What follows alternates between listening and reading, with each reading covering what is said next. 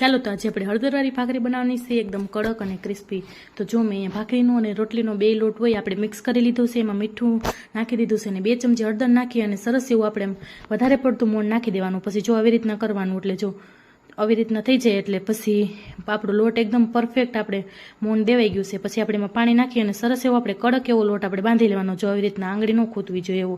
અને આપણે અહીંયા તાવડી ગરમ કરવા મૂકી દીધી છે અને એક આપણે મીડિયમ સાઇઝનું આપણે ગોળિયું કરી લઈશું સરસ એવું, અને પછી આપણે એનો ભાખરી વણી લઈશું। જાડી નહીં રાખવાની અને બહુ પતલી પણ નહીં રાખવાની।